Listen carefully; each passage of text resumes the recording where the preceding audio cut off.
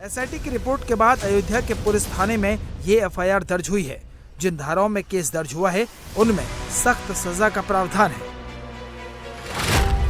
आरोपियों पर पावर का गलत इस्तेमाल करके संपत्ति में विश्वासघात, चोरी के सामान की आदतन खरीद फरोख्त, चोरी की संपत्ति ठिकाने लगाना और आरोपियों की आपराधिक साजिश के साथ साथ दूसरे आरोपियों के साथ शामिल होने की धाराएं लगी हैं।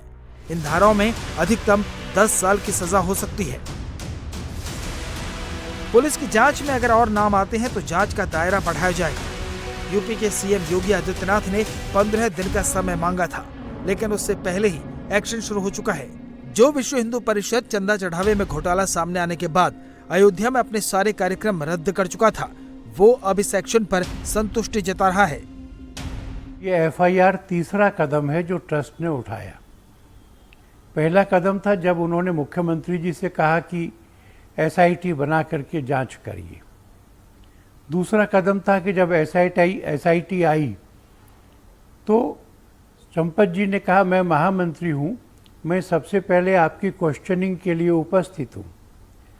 और जैसे ही ट्रस्टीज़ को उन लोगों के नाम मालूम पड़े जिनका जिक्र एसआईटी की रिपोर्ट में है, बिना कोई देरी किए लगभग तुरंत उन्होंने ये एफआईआर लिखाई है। इस अपराध की पूरी तरह से जांच होनी चाहिए। ये जांच उन्हीं लोगों तक सीमित नहीं है जिनका नाम एफआईआर में है। पुलिस इस पूरे अपराध की जांच करने के लिए स्वतंत्र होगी और जिन लोगों पर भी आरोप लग रहे हैं उन सबके ऊपर लगे हुए आरोपों की जांच करेगी, बिना दबाव के, बिना डर के और बिना छोटे बड़े के भेद के। हालांकि समाजवादी पार्टी एफआईआर को दिखावा बता रही है। अखिलेश यादव ने सोशल मीडिया पोस्ट में लिखा, भाजपा राज में नाइंसाफी की दिखेगी ये झांकी, फुनगी को फांसी, शाखाओं को मिलेगी माफी। जनता कह रही है कि पहले एसआईटी के बहाने सारे सबूत साफ कर दिए होंगे और ये निश्चित कर लिया होगा कि किन बड़ी मछलियों को बचाना है और किसको फंसाना है। उसके बाद एफआईआर हो रही है। लगता है एसआईटी को पहले रिपोर्ट बनाकर दे दी गई होगी और उसके हिसाब की जांच की गई होगी, मतलब निष्कर्ष पहले निकाल लिया गया होगा। अयोध्या में राम मंदिर में चढ़ावा और आभूषणों की जो चोरी हुई थी उसमें एफआईआर दर्ज होने के आदेश हो गए हैं। इसके बाद स्पष्ट हो गया है कि ये मामला बहुत गंभीर है और राम मंदिर में चंदा चोरी होने की एफआईआर लिखने के बाद प्रदेश के मुख्यमंत्री को एक दिन भी सत्ता में रहने का कोई नैतिक अधिकार नहीं रह गया है। हम चाहते हैं कि प्रदेश के मुख्यमंत्री इस्तीफा दें और निष्पक्ष जांच पूरी हो।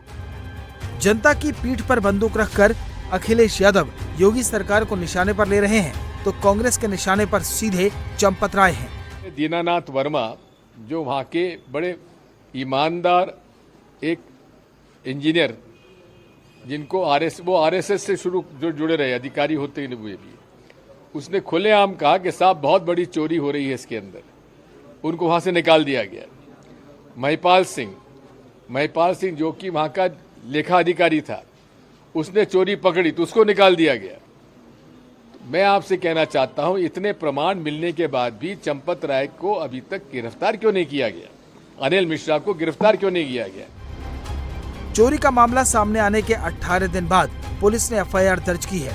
उससे पहले एसआईटी पहले राउंड की जांच रिपोर्ट दे चुकी है और फिर से अयोध्या में जांच का सिलसिला शुरू होने वाला है।